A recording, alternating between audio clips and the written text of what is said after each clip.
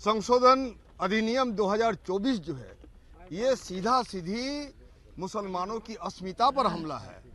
मैं आपको बता देना चाहता हूं कि जिस तरह से आरएसएस और बजरंग दल वक्फ के खिलाफ भ्रामक प्रचार कर रहे हैं, ये बहुत भयावह हालात है। ये देश में दंगा करवाना चाहता है। ये बोलते हैं कि वक्फ के पास रेलवे और आर्मी के बाद सबसे बड़ी संपत्ति है और 9 लाख वर्ग किलोमीटर की बात करते हैं। आपको मैंने हंसी आएगी कि पाकिस्तान का भूभाग 8 वर्ग लाख किलोमीटर है और वक्फ को दिखाता है कि 9 लाख वर्ग किलोमीटर जमीन वक्फ के नाम से। ये भ्रामक है।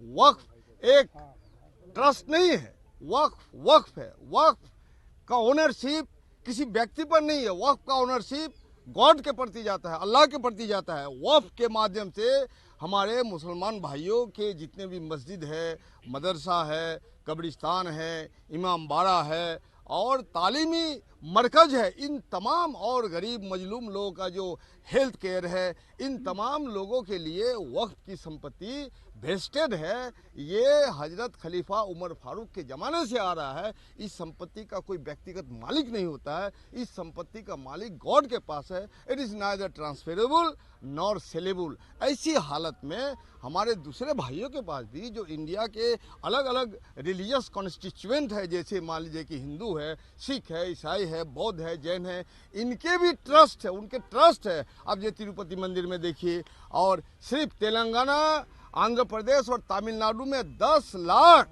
वर्ग एकड़ जमीन इन संस्थानों के पास है, सबके पास है। और वक्फ के पास है तो वक्फ का तो क्लियर है भाई कि इसका कोई मालिक नहीं है। तो फिर इसकी संपत्ति को आप जो हड़प लेना चाहते हैं, इसलिए हमने चाहते थे कि व्यापक विमर्श हो। नीतीश कुमार का जो एक सांसद शर्मनाक बयान देता है कि मुसलमान नीतीश कुमार को वोट नहीं देता है, ऐसी बातें क्या शोभा देती है। आज तक नीतीश कुमार जी ने इनका खंडन नहीं किया, निंदा नहीं की। तो मुझे लगता है कि माननीय हमारे जो पूर्व मुख्यमंत्री ने कहा कि दिल में गॉडसे को बसा के रखा है, ऊपर में गांधी का चश्मा पहनने का जो लोग नाटक करते हैं, ये नाटक बंद कीजिए। और बिहार गंगा जमुनी तहजीब का जो एक चमन है और पूरा देश देखता है बिहार की तरफ, इसलिए बिहार ने इसकी रहनुमाई की है। और वक्फ संशोधन बिल को पारित नहीं करने की लड़ाई सड़क से संसद तक चलेगी।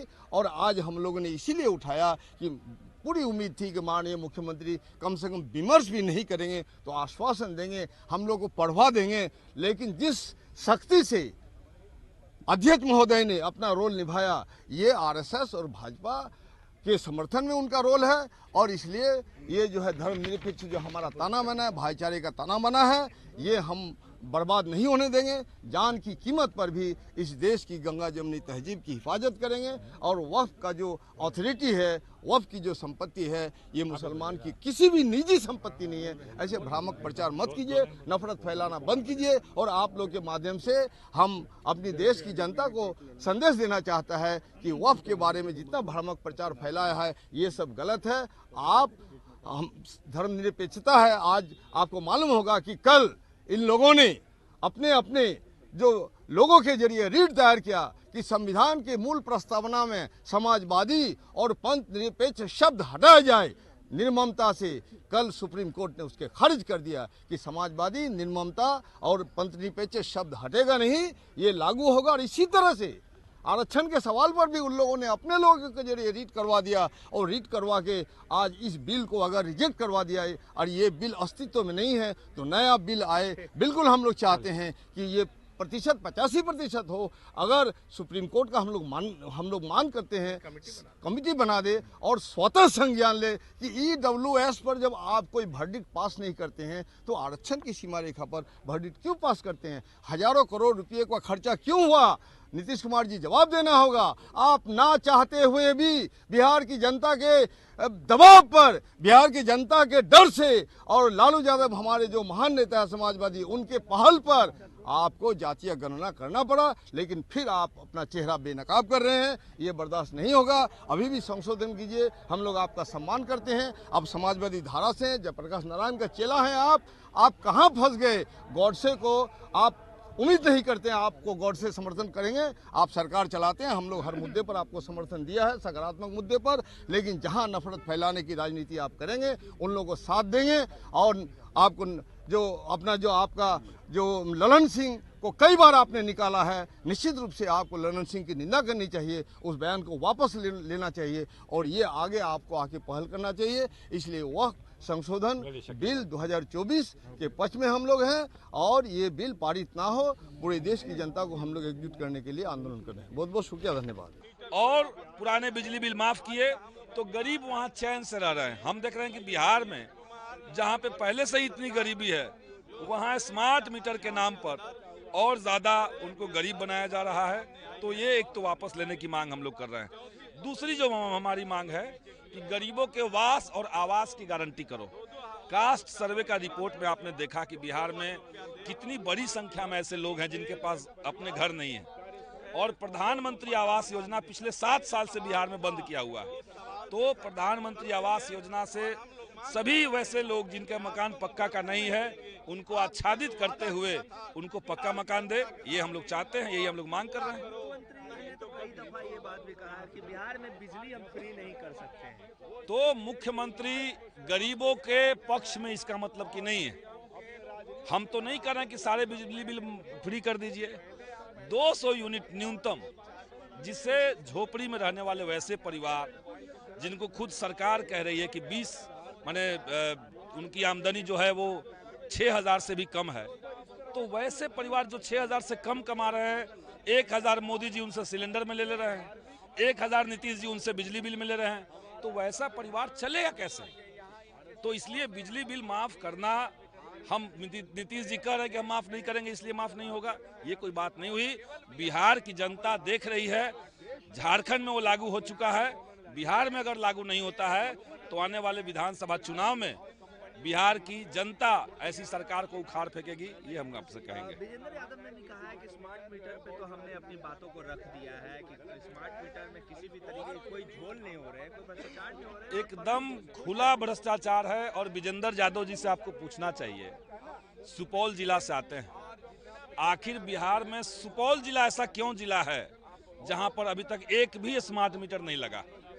तो अपने जिला में आप नहीं लगा रहे हैं। अगर सरकार का कोई पायलट प्रोजेक्ट आता है, सरकार को लगता है कि बहुत बढ़िया चीज है, तो सबसे पहले जो मंत्री होते हैं वो अपने इलाके में लगवाते हैं। तो स्मार्ट मीटर सुपौल में क्यों नहीं लगा? उनसे पूछिए कभी भी ये सवाल कि आपके जिला में क्यों नहीं लगा है। और बिहार के तमाम जिलों में आपने जबरदस्ती लगवा दिया।